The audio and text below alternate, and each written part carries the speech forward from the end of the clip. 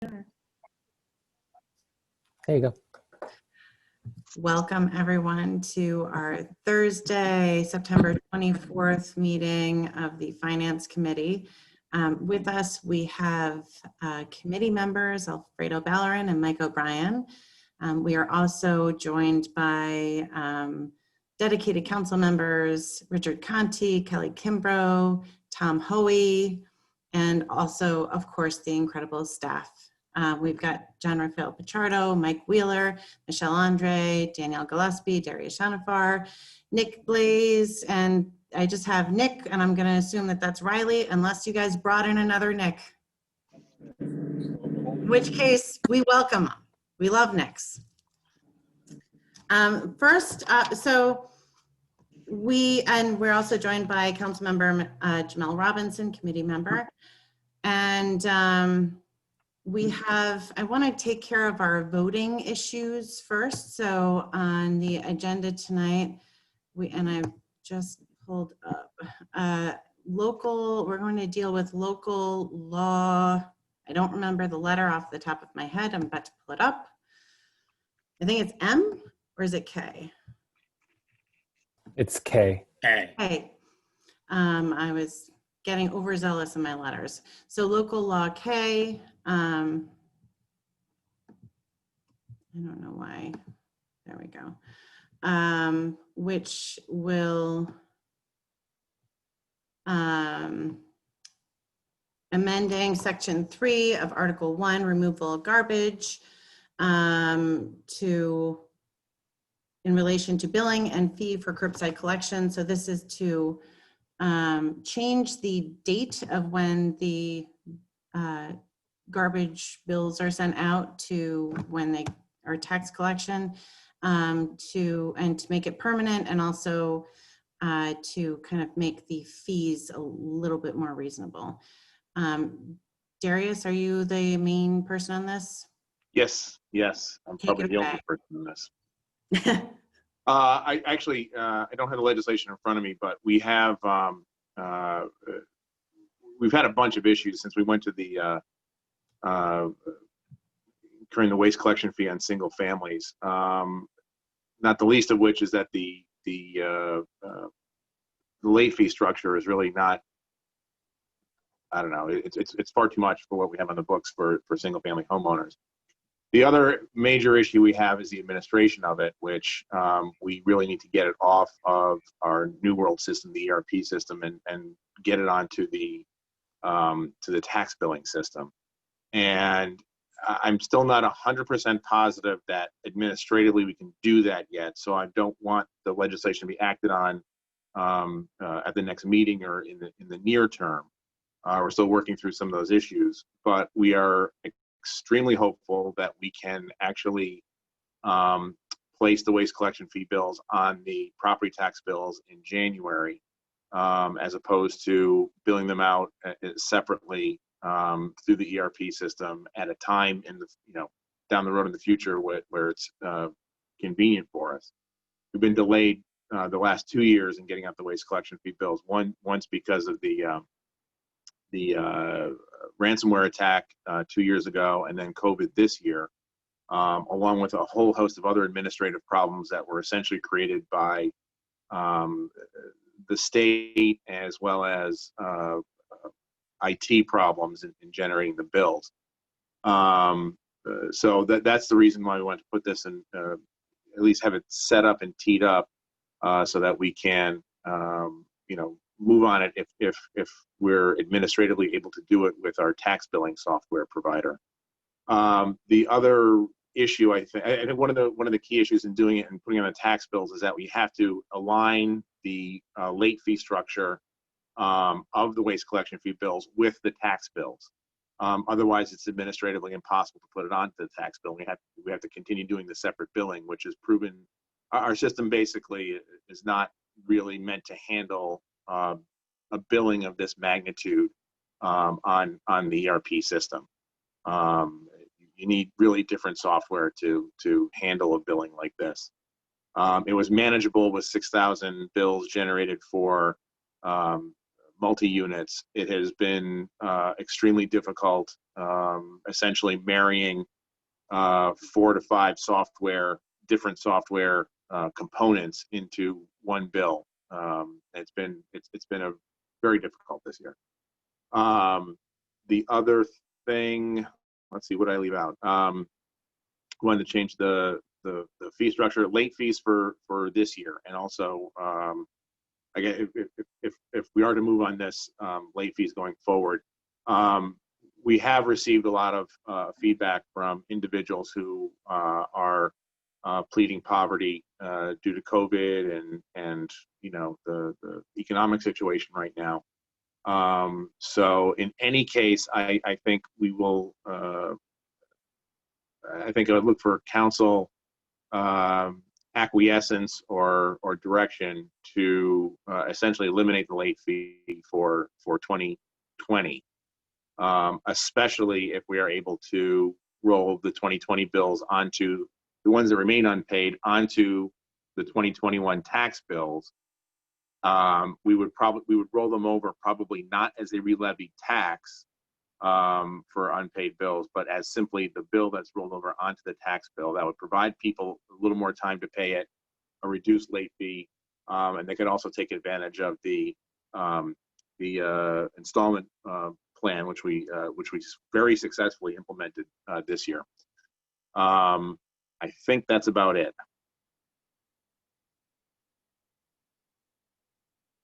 I want to note that committee member Judy Deshay is here as well.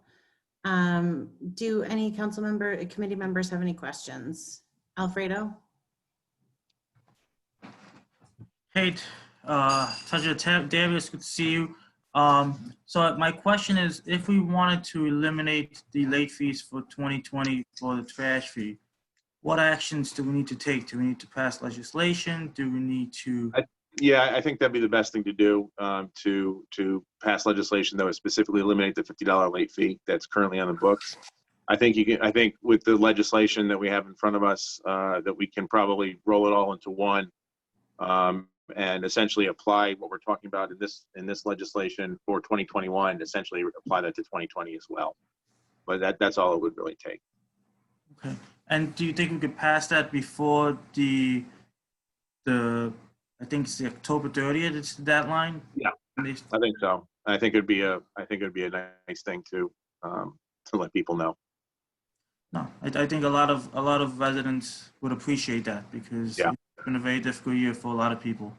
Yeah, and I don't. I think it's important to note that the budgetarily, I believe that the budget is for the waste collection fees is set for the underlying fee itself, and doesn't really take into account late fees.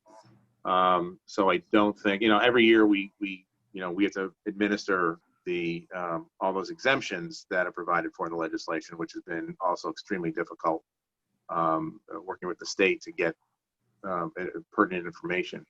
But we take off a few bills every year, but I don't see a huge budgetary issue with removing the late fees. Okay. I support that. Thank you. Okay. Mike wants to. Yeah, I just want. Darius is correct.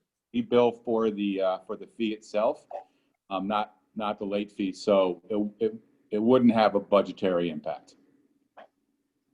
I would also mention that we still have 2019 bills that we did not re-levy this past year because of the same issues with it being a new program that people were confused about, a lot of address problems. We worked really hard over the last year or so to clean it up. And I think we've been fairly successful with it, but there still are, I think, in the neighborhood of 2,000 outstanding waste collection fee bills from 2019. Those currently have late fees attached to them. So, and I would not necessarily suggest that taking those off is legislatively would be a good idea, but it's something to consider as well. So just a quick clarification point. Are you saying separate legislation to get rid of the 2020 fees, or is that something that we could have part of this legislation? I think we can probably roll it into this. Okay. Although I haven't I haven't taken a look at it to figure out how to work it in there, but I think it's. I personally would prefer that. I think that Yeah. it's nice to have. Yeah. both. Anyway, Mike, O'Brien, and then Richard, and then Tom. So you're looking for us to give a favorable recommendation tonight. It'll go No. on the agenda. But but you don't want us to vote on it until you have the software capability, putting it out with the January bill. Yeah, What if I'm not looking for a recommendation tonight. I want to make everybody aware that this is a possibility, that this is what we're trying to do. I'm probably 90% sure that we will administratively be able to do it with our tax billing software. I'm not 100% positive yet. I'm not looking for a positive recommendation tonight because I think if we want to change the late fee structure for 2020 bill, I think we should add that to the legislation to amend it. But this is more informational and to get the ball rolling tonight with the introduction of the legislation. Well, can't we amend it in that we're going to exempt 2020 from any late fee? You can if you want. I think it would require restructuring, require some sort of amendment of the legislation, but. Well, let's say it gets to be December and we don't know whether you can roll it into the January tax bill. That won't happen. We'll know in the next 2 to 3 weeks whether or not we can. Okay. So I guess I would suggest putting the language in for regarding Next the fees in 2020 and somehow work that into it and maybe get some agreement tonight. Yeah, I think the discussion is for you to have on whether or not you agree to that, and then we can work it in to an amendment and then put forth the legislation for the next council meeting, probably.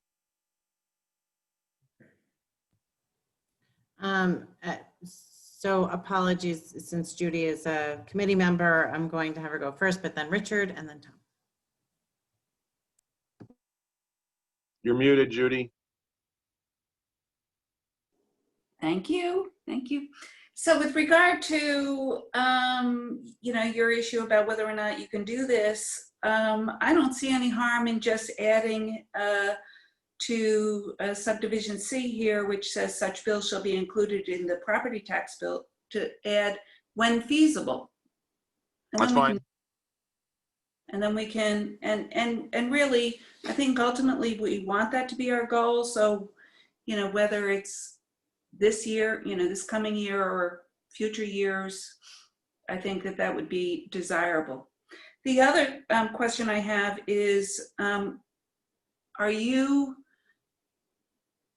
talking about us having for 2020 the penalty fee schedule that would take effect in 2021? In other words, I was a little confused as to what you were getting at, whether you want to do the 4% and then the 1% thereafter.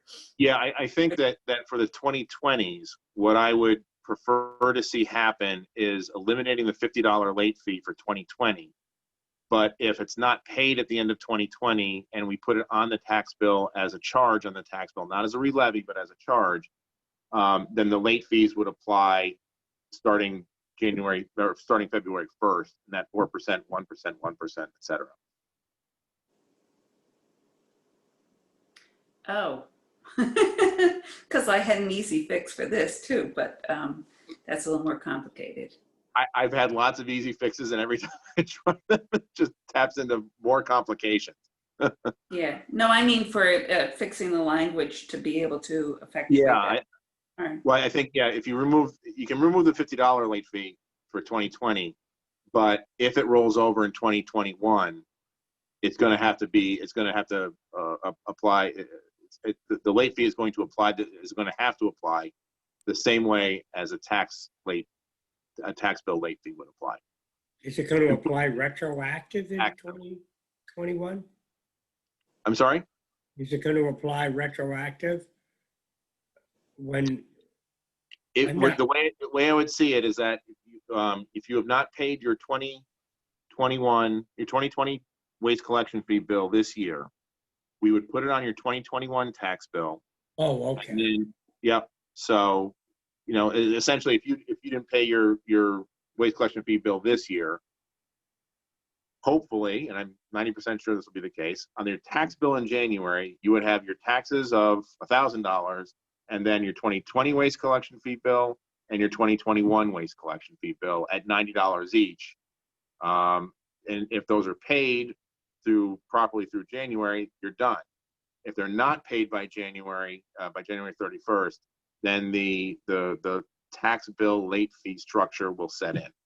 So and then it's basically But it'll set in only for the year 2021. 21, correct. Okay, I think I follow you. Richard? Thank you. So first, this does not make the fee permanent. There's still that sunset on there. But you know, I am concerned that we actually are eventually moving to a permanent fee, and we're never going to get to a discussion or a system which is based on incentives for waste reduction, because I don't think we're ever going to be willing to have that discussion. That aside, one of the questions I have concerns is there are provisions where you have exemptions, which are hard. You have changes in terms of number of units or units that are no longer in service that do not get a fee. And so currently when you send out the bills, there's some information on that, forms and an ability to challenge, appeal, et cetera. How does that kind of a system work when you're sending out a tax bill? Really, it's a good question. And I think what we're going to end up having, I think for a certain subset of people who we have every year, we're going through it right now, we would probably have to either refund people who's, for example, one of the issues that we'll have to invariably deal with is if the charge is on the bill, your escrow company is going to see the charge on the bill and they pay the whole thing. Right. And it turns out that, you know, you are entitled to Enhanced Star this year now, then, you know, we would probably have to refund the $90. I think we're dealing with a subset of properties that are probably in the neighborhood of 200 to maybe 400 every year that have some sort of variation, you know, of some, like it's not being rented, they took the ROP off, or it's joined the vacant building list or something along those lines. I think we can administratively handle that, especially if the waste collection fee bills are placed onto the tax bills. One of the biggest reasons why is that we have to hand enter every single waste collection fee bill payment in our office, for which, unlike the property tax bills, which we can direct to the lockbox, because it has the scan line in the bottom. We can't get that scan line in the bottom of the waste collection fee bills in order to have them work through KeyBank the way that we do with the tax bills. So it's an enormous administrative burden here. We've hired temporary help. We've called in former employees to help get us through the hump, and we're still getting, you know, probably 400 to 500 bills a week, and it's a lengthy process. I think it's something that we're going to have to figure out how to deal with. The good thing, and why I'm not that concerned about it, particularly for 2021, is that because we're dealing with all the exemptions and everything right now, we're going to have pretty good and pretty clean lists to work from on who has Enhanced Star, who has private hauler, who has their ROP, who doesn't have their ROP, who's on the vacant building list and who's not. So I think we're going to be working with very current information for the generation of the 2021 tax bills. And then after that, at that point, because the way the Enhanced Star system works for a lot of people right now is that we would have to work off information that we have for 2020. We may have to tweak the legislation to specifically refer to eligibility for 2020, or refer to eligibility for the year before for Enhanced Star if we're going to put them on the tax bills. I haven't quite, you know, we may have to craft some sort of amendment or take that into consideration. The problem is that eligibility for Enhanced Star and continued eligibility for Enhanced Star usually comes in April once people's income taxes are filed. However, that generally refers to, you know, the year before. you know, your eligibility for enhanced star is essentially based on the year, you know, the year before the waste collection fee bills are due, or when enhanced star comes through for you. So these are the administrative issues that we've had to work through. But I think at least for 2021, I think we're going to have very clean addresses, and I've been doing an enormous amount of address cleanup on these bills. So I'm feeling pretty good. And I'm also, another big change that's come from that the state has actually finally provided us without difficulty, basically, the list for the enhanced star recipients. It was very difficult last year, and was very difficult for most of this year, which is another one of the reasons why the bills didn't come out until July. But I think that a change in state law was made to actually expressly permit the dispensation of this information to localities, because we're not the only ones in the city of Albany that have exemptions based on enhanced star eligibility. Troy goes through the same thing, and other localities do too. So it has made things that was a key component, because when this whole thing started, eligibility for enhanced star was essentially listed on our own database at the assessor's office.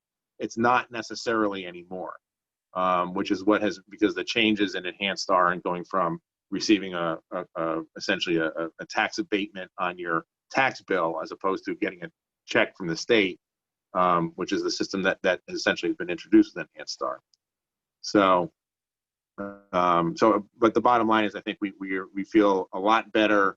We feel a lot better today, and we'll feel a lot better in the next month and a half, I think, with the data integrity that we have on the waste collection fee bills, to put them together as best as possible. And for the changes that come every year, as they do, and you know, property changes hands every year and all that, we can administer. If that's all we're administering on Right. waste collection fee bills next year, I'm ecstatic.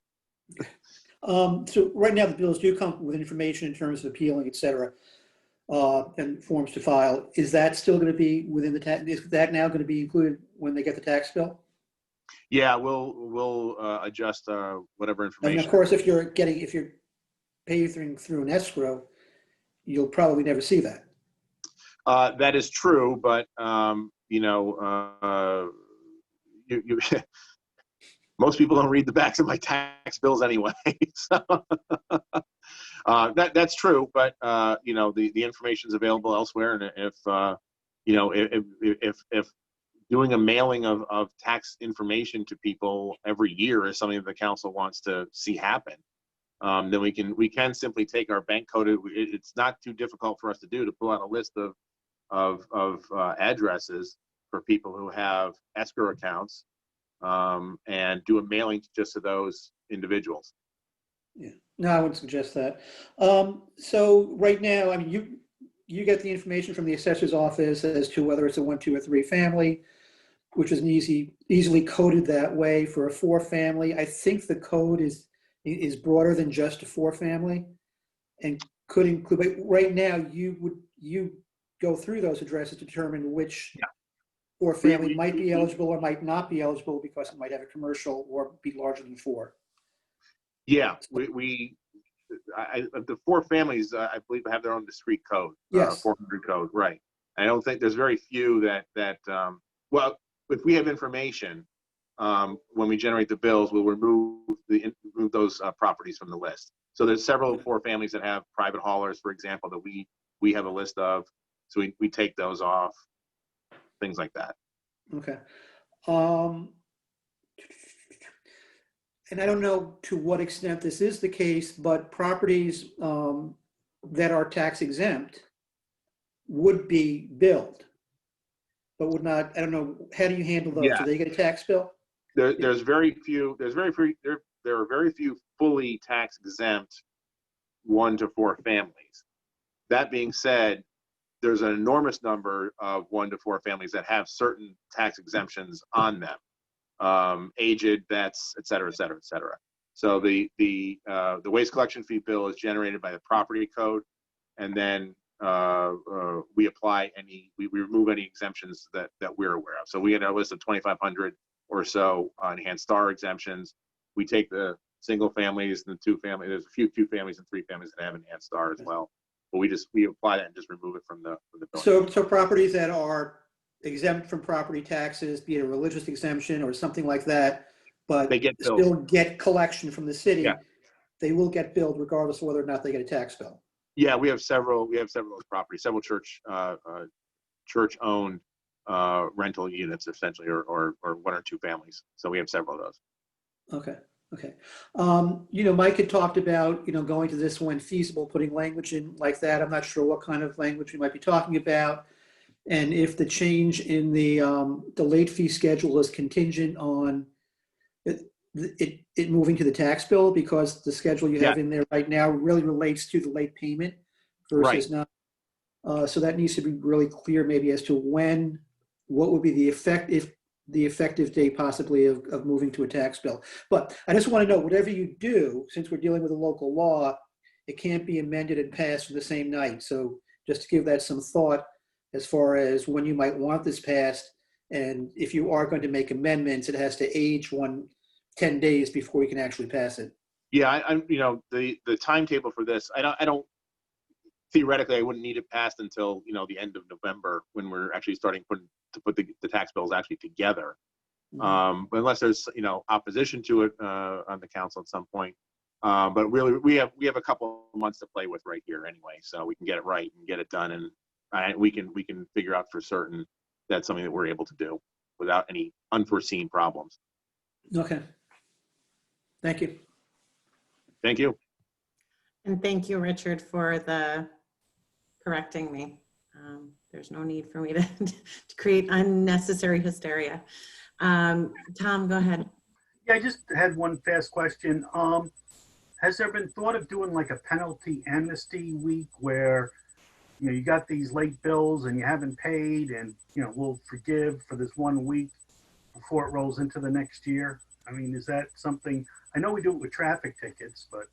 Yeah, we do it with traffic, not the traffic tickets, the parking tickets. We can't do it on the tax bills.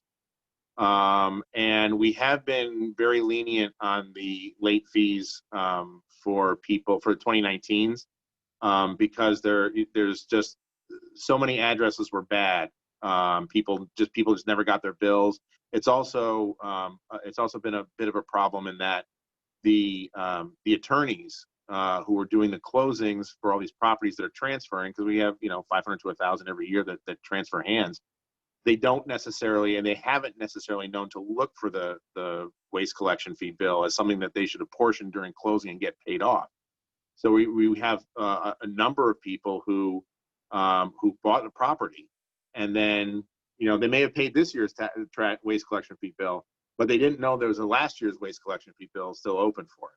So we've been very lenient on the 2019 late fees, and I think that if we go through this process and just say we'll push off the 2020 late fees, then I think that'll basically reach the same result that you're talking about. Thank you. Yeah. Excellent. So I think since we're not passing it through the committee this time, we can probably move on to the next subject. Thank you very much, Darius, for that. Oh, sorry. Do you need me anymore? Nope. Go forth and have a good night. Thank you. I'll take the kid to Sonic now. Wait, I'm sorry. Yes. So you don't want us to pass it with the amendments, like by saying, when feasible? That may be good. That may be appropriate language. I think it's not necessarily passed tonight. We have a few weeks to work with, and I think we can kind of hash these out behind the scenes. But I wanted to make sure we were prepared in case we needed to move forward when we wanted to move forward. Okay. And also you have something else regarding, we have something else. I thought we voted on this. The purchase agreements, cooperative liquid asset securities system. I think that was passed last week. We already passed that. Okay. That's the old version that you have. It was amended. The notice was amended to remove it. Okay. Thank you. Go ahead, Richard. Yeah, I was just going to quickly suggest, if we're talking potentially about alternative language and not acting tonight, it might be helpful between now and then to start maybe working on some draft revisions that you can send around and whatever. Yeah. Just to speed it up. It would also be good to have some sort of timeline. So, I mean, we will have quite a few meetings coming up, and I'm assuming since this is hopefully, it will not be a lengthy discussion, so it's something we could deal with at one of our budget meetings. But at the same time, it'd be nice I want to make sure that we're doing it in a timely manner. So, Thank you. thank you. So we're actually going to, we're going to discuss the ordinance at a different time. There was a request to take that up at a later meeting. I'm not sure if I need to do anything official for that. Richard, no? Okay. So, fantastic. So we'll now discuss the financial situation with the budget. So I'm not sure if it's one of the Nicks or Mike that is taking the lead with this. I do want to request, I know that this is kind of early on in the budget process, but it's really, especially as we move forward. So I'm going to kindly ask, and I know that you guys are doing a ton of things right now, so totally understandable that we got the information late, but we can't really prepare ahead of time if we don't have the information ahead of time.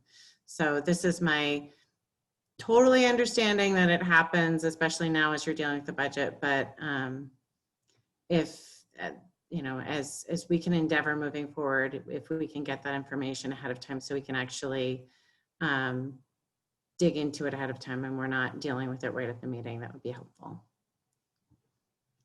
So, so Mike, are you our main guy in this?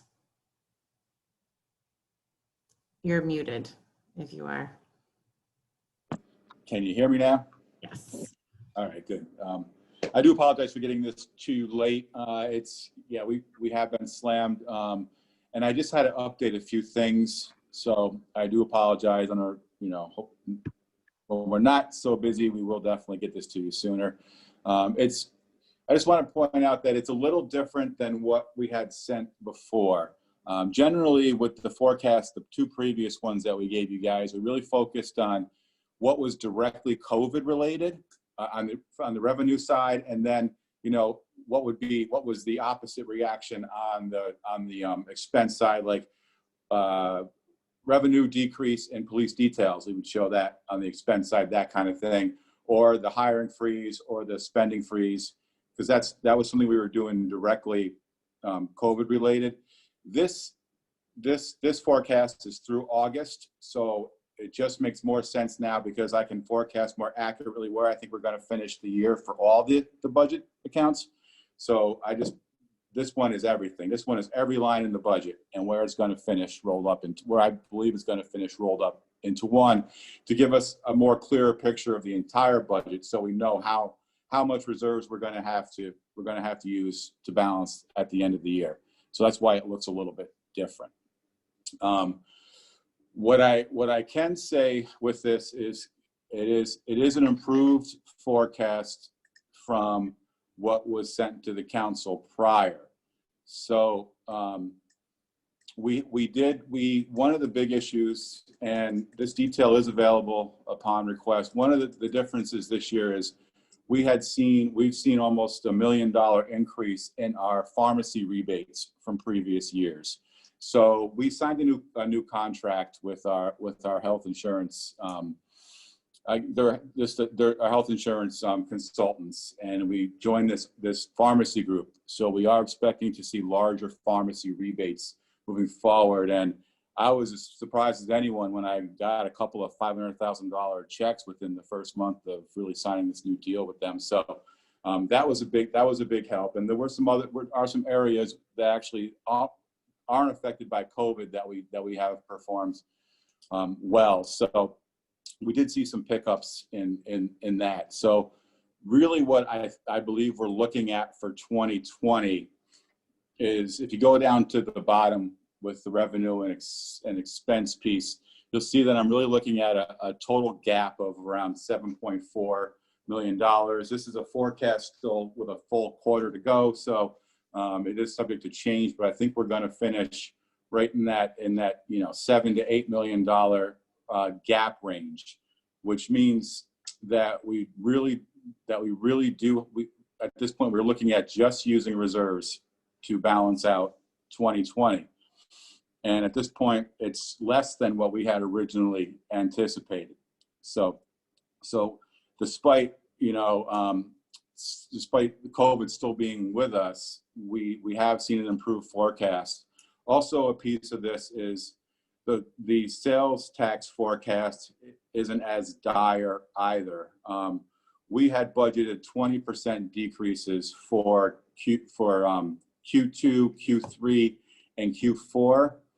It looks like, from what we're hearing, that Q3 is going to be more in the 10% range. So we were able to be a little more optimistic on our sales tax forecast as well. So we have seen some improvement there, which is why we see a slightly better number than what I've shown in the preview. 10% of what? 10% decrease from where we were at the same time last year. So it's all based on what we're down from previous year's sales tax. So not just for that quarter, Right. which would be alarming. Yes. So we think we are feeling. Obviously, we didn't anticipate using $7 to $8 million of reserves for 2020, but we're not looking at those drastic cuts that we were fearful of back in March and April. The hiring freeze and the spending freeze have been effective as well. Unfortunately, we had, obviously, DGS had some issues with that we had to adjust to, and it was a bit hard for some of the departments, but it was something that we needed to do, and has had an impact on our bottom line. So having said that, where we stand now, it looks like we, even with the use of this fund balance, we should have about $10 million of reserves left for 2021. God forbid they're needed. So for 2021, we would keep a similar plan in place if we're still seeing the same effects of COVID, and that's generally what we're looking at for 2021. Now, from a budget perspective, it's you kind of go back and forth of how we should do this. Does it make sense to look at cuts, that kind of thing? Does it make sense to how do we forecast against so much unknown? So that was kind of the challenge this year with the budget. And we're still really putting the final numbers together even tonight. So that's why we're here for this, but we'll be here after this to do that. So it's kind of premature to share the exact numbers, but we're really looking at, for a budget, kind of looking at what we can predict and maybe leaving flat what we can't predict, and having that use of reserves and maintaining the freezes in place moving into 2021 if needed. So having said that, I guess I can turn that over to you guys for any questions. Any committee members have questions? Go ahead, Mike. So I'm assuming then that the total proposed budget is going to be roughly the same as last year, with the idea that we are going to still keep some economies in place, such as job freezes, et cetera? Or will they simply propose a budget much less than 181? I would say you could expect something similar, with maybe some decreases in where we're more certain, and then having reserves and having the same things we did in 2020 as the plan, in case we can't meet those, the budget. But it really came down to, when you have a list of amount of unknowns that we have. For example, we're hearing that other municipalities are having cuts, school districts are having cuts. The big difference is these cuts are primarily, one, for school districts, they're in line with the state budget, so they're happening in their budget like ours. But we took action back in April. We had built up our reserves over the last 4 years. That isn't the situation that we're in. And one of the things that we all know is that we've survived on less reliance on state aid than all the other larger municipalities in New York State. So the hit we're taking this year is not, it didn't have as drastic an impact. So we do feel confident that a similar plan for 2021 would be appropriate, and basically keeping the budget relatively normal with having this plan in place and ready to implement and continue to implement throughout the process. Did we get a 20% cut in our capital cities money also?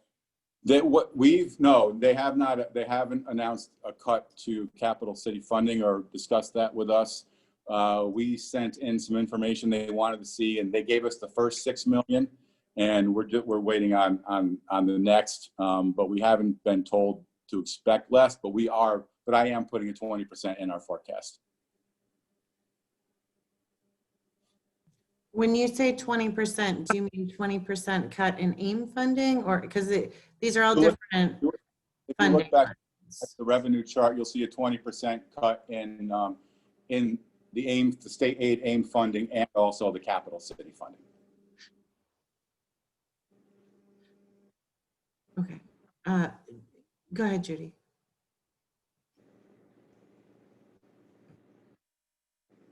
There we go.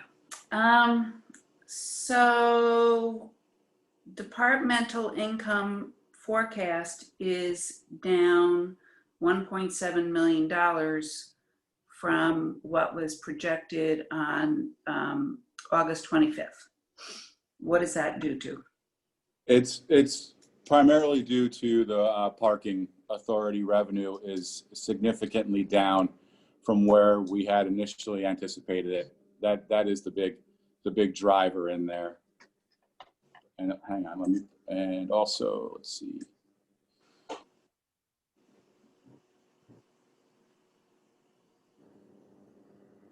So Mike, I'm wondering if that's considered departmental, or is that the reason why your all other is down $2.5 million? Because I'm also wondering about the all other is down $2.5 million. This is difficult to explain, but one of the things that is required in our budget, and it's a HUD requirement for housing and community development, is there's about $3.5 million that goes through that department that just passes through from us to housing and community development from HUD. HUD has insisted that we include that somewhere into our budget. So each year we have a built-in $3.5 million variance in both the all other and also down in operating expenses from the actual budget. So it's not, if you were to, when you factor the all other into all other on the revenue side, we're actually a little bit up in our actuals when you take that out. And then if you look at the operating expenses, we haven't saved that much in operating expenses. You take about $3.5 million off of that $5 million number, and that's your actual number of savings. So there is an artificial variance that's built into our budget every year for about $3.5 million, which is the HUD funding. We've contacted HUD every year trying to come up with a different arrangement for this, but they still insist that if they, and it's not really they insist with any sort of real or clarity. They just say, if we ask you to do it, we want you to keep doing it. And, we keep trying every year to explain our situation, and that it artificially inflates the size of our budget. And we're just a pass through. It doesn't go through our financials. So that's why that's the way it is. So are you saying that the HUD information was not part of your August 25th, 2020? It wasn't. No, I had taken that out because it it just is wonky. And I didn't want to confuse, but this is. But now this is you've something- confused us. Yeah, I know, it's confusing and it's annoying, and I just wish they would let us do something different with it, because to be honest, you know, the size of our budget has meaning. It affects our property insurance formula for how they charge us. It affects our bond rating. There's a lot of things that the size of our budget affects, and I just wish they would let us display that differently and stop having us artificially inflate the size of our budget. But yes, that was not in the original. That was not in the original forecast, because it's not real. Okay, so that's very helpful in me understanding that it's not only the all other, but it's also the, or I mean, Operating expenses down below. Yeah. yeah, in operating expenses, because I saw the big jump up in that. Yeah. What you really need to look at is just the forecast numbers, and where I see us coming in for actual dollars. That's, you know, kind Yeah. of look at it. We are supposed to be kind of active participants, checks and balances here. So that's, you know, you can have your forecast and, you know, but I think, you know, understanding some of these differences. The additional income, you're basically saying an additional $1 million from pharmacy rebates. I'm not seeing that. Did you just take that as a reduction on the health insurance side? No, it comes in as hang on one second, I'll find it. Because previously you had no reduction on health insurance, and now you have $1 million. Comes in on the revenue side. Where is it on the revenue side? Where do you put that? That's what I'm looking for right now.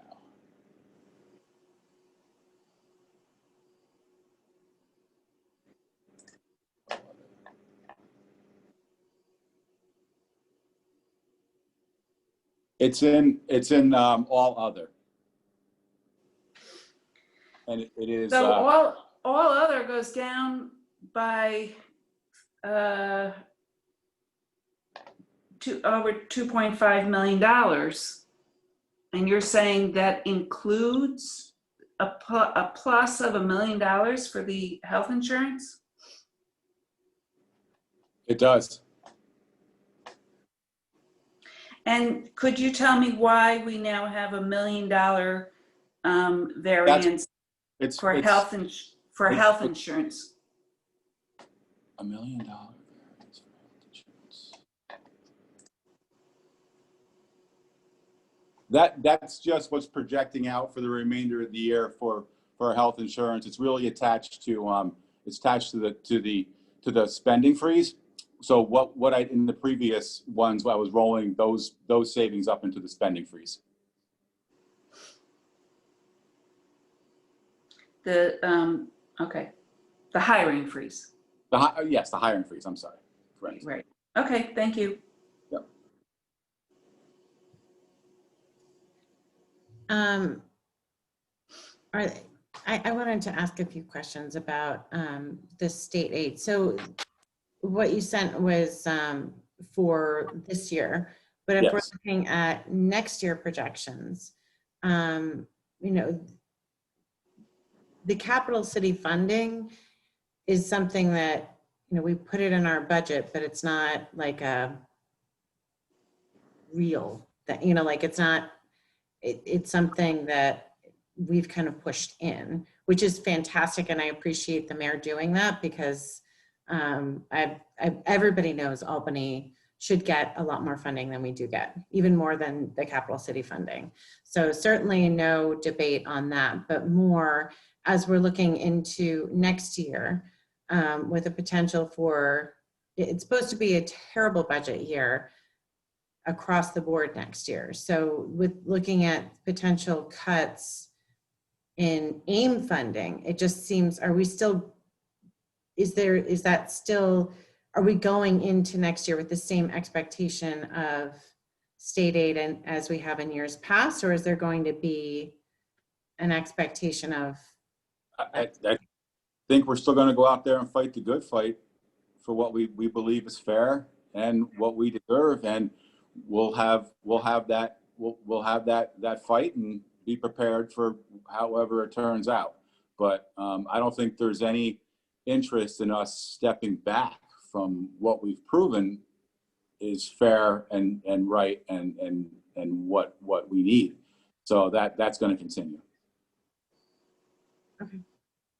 Are there any other questions people have?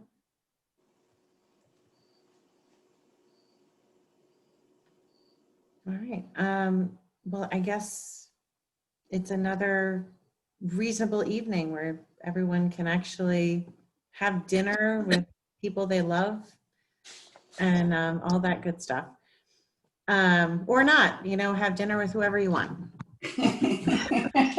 Maybe you don't really like them, but eat dinner with them. Thank you very much for your work on this and for bringing this to us and for working to change this process as we're going forward. As I've said to last night, and I will just reiterate it, as we go through this budget process, I think that it's really important to have an understanding of where we are now, and if there's a difference in something that we would like to see, unless it's something where it'd be great to get information sooner.